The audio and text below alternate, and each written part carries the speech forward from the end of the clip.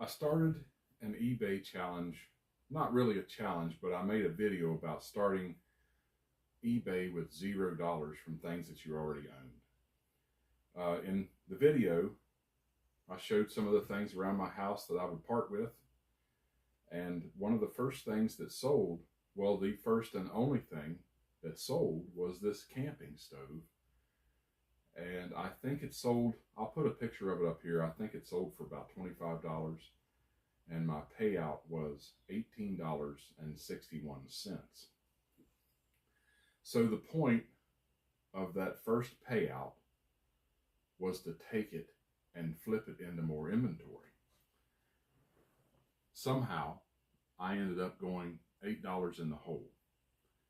This video, it's not about the perfect version of starting an eBay business. This is the real version, where you try to see the money, but you end up making a mistake, and you learn from it, and you keep going. The whole point of the challenge is simple. Can we start with nothing? Sell something that we already own, take that first small payout, and turn it into better inventory. The challenge is when you're starting with something small, like this $18.61, you can't afford to buy guesses. For example, I went to the junkyard to buy inventory. Now, I'm not a YouTuber, so I can't afford to drive to the junkyard specifically for this challenge. But what I could afford to do was go into the junkyard, buy these specific items with the $18.61 that I had, and keep it all on one receipt, and then go back in and buy all my other inventory on another ticket. But what really happened was when I went in there, I ended up spending $27. So here's what I bought. Not that. I bought these seat belts from a 1990 Chevrolet S10. These are for bucket seats. They're $7 each.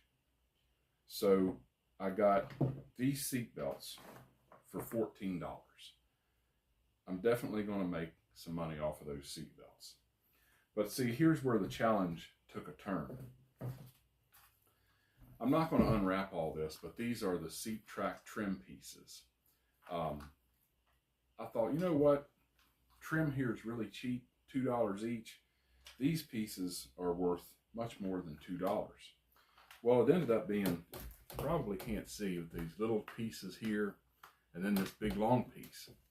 So what she ended up doing when I went to pay was she charged me $2 each for the little tiny pieces, and then $7 for this big piece. So I ended up spending a total of $27. For me, this kind of stuff is in a category I understand. That's very important if you're starting to sell on eBay or any of the other websites. Stick to what you know. And like the problem here wasn't, I didn't buy bad inventory. The problem was I really misjudged the cost. I've been in this place a number of times, and when it comes to stuff like this, the prices can vary. In other words, if I would have shown up with 6 pieces of trim this big, they probably would have been $7 each, and then this probably would have been $2 each. I could have sat around and argued with the lady and debated, but I can tell you from dealing with this place for many years, I still see the profit in these, so I just chose to go the $8 in the hole. And two, if you start getting real picky, then they'll start getting real picky about the stuff you bought. For the sake of the video, I really could have just edited this out of there, but I don't think that's keeping it real. And I could have said I don't want them and left them sit, but I still saw the money in them. As this goes against every principle of the video, but this is the reality of reselling. If you resell long enough, the same thing's going to happen to you. On a good side, a positive note, I did find 26 cents in that same vehicle. So It's not quite financial freedom, but I'm definitely adding that to my negative $8. And I'll try to come up with the exact figure we're in the negative at the end of the video, and I'll try to put it here on the screen somewhere. These kind of things happen a lot when you're reselling. Something costs more than what you thought. Shipping is higher than expected. You get it home and find out the part is damaged.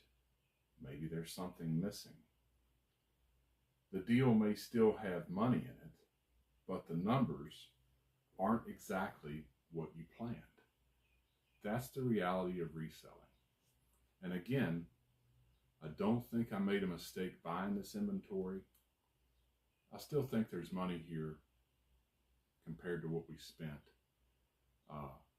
The mistake I made was not confirming the cost before I bought it. One of the biggest lessons I've learned over the years reselling was you have to see the money before you buy it. If you can't see the money, leave it alone.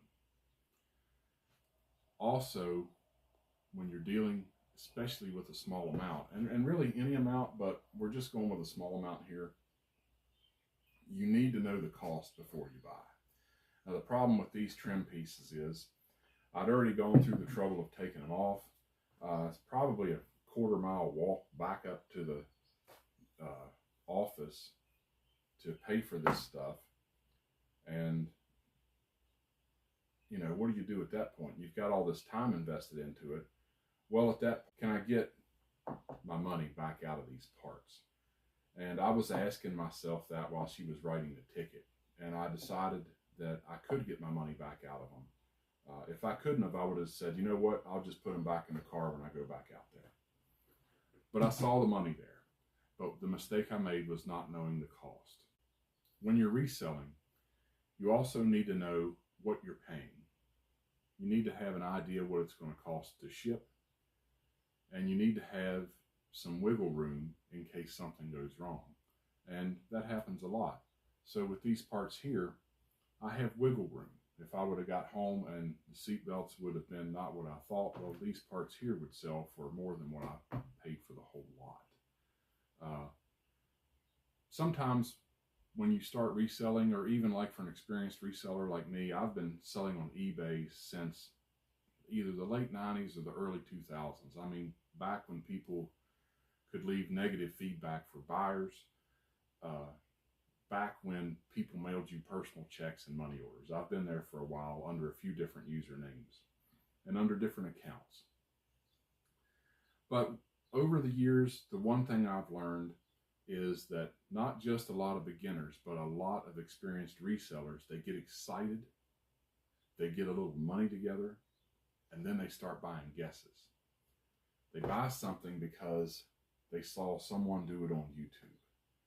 Maybe they decide, I'm going to a storage auction. I'm going to buy a storage unit. Well, one thing about storage units is you need to get rid of all that junk, and there's a deadline. And you may end up renting a dumpster. I'm not knocking it. It's just not my lane. Sometimes people will buy pallets, like, for example, an Amazon return pallet, a Goodwill pallet. Maybe they buy something at a yard sale because the person that's having the yard sale says, oh yeah, that's listed on eBay for $1,000, but you can have it today for $200. Maybe, okay, because maybe the person doesn't want to deal with the hassle of eBay. But sometimes just because something looks interesting, you still may be looking at it and thinking, I can't clearly see the money. You have to clearly see the money. That's what I'm trying to do with this challenge. A good example of seeing the money is a few videos back, or maybe a video back, I can't remember. I posted a John Deere tractor. I paid $150 for that tractor. I think it was a John Deere LA 110, something like that. The tractor, for $150, it didn't need to be perfect. The tractor just needed to have $150, $200 worth of parts on it in case something went wrong. And of course, when I got it home, it wasn't exactly what I thought it was, but I could still clearly see the money in the hood and the front bumper.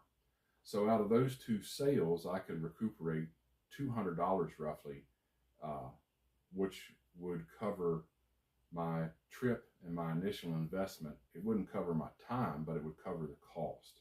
And that's something that you really need to be careful of, is you need to see the money. If this goes wrong, can I get my money back? So on something like that John Deere tractor, it doesn't mean that there's no risk. There's still risk. Honestly, the tractor wasn't what I thought it would be. But that could be a whole nother subject. But what it does mean for that tractor is the risk was controlled. That's different than just blindly buying something because you hope it sells, or the ran last year. You get it home and find out it ran last year, but it also blew up last year and now it's worth nothing. So if you don't see the money, leave it alone. So for me, my lane, what I understand is car parts. I'm trying to learn mower parts, but right now I can't afford to learn mower parts. I have to stick to what I know. Mechanical stuff, tools, things like that are things I understand. It doesn't mean that everybody watching this video needs to understand car parts. For example, you could know dishes, electronics, clothing, tools, collectibles, something else. You may know other platforms to sell on. Me, I know eBay. The point is, whatever your niche is, or niche, whatever you want to call it, you'll notice details that other people miss. When you know your niche, the lane you're supposed to stay in, you know what parts are valuable. You know what damage matters. You know what is complete. You know what's missing. You know which parts will be easy to ship and what's going to be a headache. For the most part, these are all easy to ship. And I think anybody starting out on eBay could find a box that these items would fit in. So when you're starting out with a small amount of money, like I did here, it's not time to go guessing. It's time to stay close to what you know. For me, that means looking at car parts, mower parts, tools, mechanical items, stuff that I understand. I want something I can buy cheap, something I can ship reasonably, and something, this is very important, something I can verify with sold comps. Sold comps, not listed. Listed is totally different than sold comps. These seat belts could be listed on there for $300, okay? But do they sell for $300? No, they do not. Are they listed on there for $300? I don't know. There may be other ones like that. But what I can tell you from researching sold comps, they're kind of all over the place, but I did see the money in these seat belts. And this is where this video is kind of going to connect to another video I made about $0 to $500 challenge. Nobody watched the video, and I get it. It's not that interesting. I'm not a big YouTuber. But the first step was selling something you already owned. And for me, that I already owned. So the reason that the camping stove I sold didn't make it into that basically junk to $500 challenge is because there was sold comps on it. It was honestly in my donate pile because I didn't want to go through the trouble of boxing it up and shipping it out for $18. But look at what I bought with it. Yeah, I know I'm -8. We're going to get to that in a minute. But now my first goal is to get back above 0. And I've already got a couple ways that I'm going to try to do this. But I'm not going to do it with money. I'm going to do it with sold comps. I'm also going to do it with things that I already have. So the first thing that I found was this armrest. This is for the driver's side of a 73 to 79 Ford truck. And this was in my junk pile. It is in really bad shape. It's good structurally, but it's really scratched. It's nicked up. It was red, but it was just really, really bad. And I thought, you know, I had this listed on eBay. It wouldn't sell. What am I going to do with it? Well, back here on my shelf, I have some black vinyl paint. So what I chose to do was to paint this black, and I put it back on eBay. Hopefully this will dig us out of the hole. I'm hoping it'll sell for $10 to $12.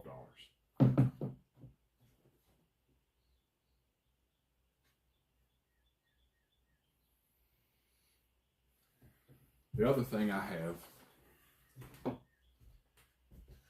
are these old battery cables. I don't know if there's enough here to scrap. I weighed them, and with the ends and the insulation, it came up to about 6 ounces. And I don't know that the junkyard will take that. So what I'm going to do is just strip these down and stick them in I have a little container here that I try to keep some Bear Bright in. If you're thinking I'm a scrapper, I'm not. I know nothing about scrap, but I know I took some Bear Bright in a few weeks ago. It's $5 a pound. Now I am going to take this in. This is an old battery from a mower I junked or parted out, and the battery's no good. So I'm going to take this in for scrap. I don't know that I'll get much out of it, but it's free, and right now I need whatever I can get to get out of my $8 hole. So this challenge isn't starting out quite as clean as I planned, but honestly, it's what keeps it more realistic. And if you're an experienced reseller, you know this has happened to you most likely. If you're not an experienced reseller and this happens to you, don't get overly stressed about it. You know, just calm down. $8 isn't going to break me, but you know.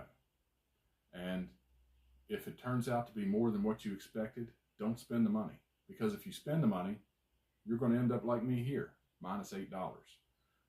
I didn't fail. It's just reality. That's reselling. When you're reselling, it's not always going to go perfectly. It's not always going to be clean. But for me, if I stay in a lane, I understand. I know my numbers. I know what I already have to use. And now I can learn from my mistakes. This mistake, like this trim, I've made it many times over and over and overspent my budget. But I'm really trying to learn how not to do that. But if you want to see this stuff sell, you want to see how to start with nothing, consider subscribing. You know, I get it. Sometimes when you subscribe to channels, you feel like the guy's peeking in your front door. I'm not that way, but I would appreciate it if you want to see this, subscribe. And if you made it this far in the video, please give it a thumbs up, because that will help the algorithm send this to someone else that's in a similar situation. They wish they could start a side hustle, but they just don't know how. And really, that's the point of these videos, is for other people to get out there, face your fear, see the money, and move on. Thanks for watching.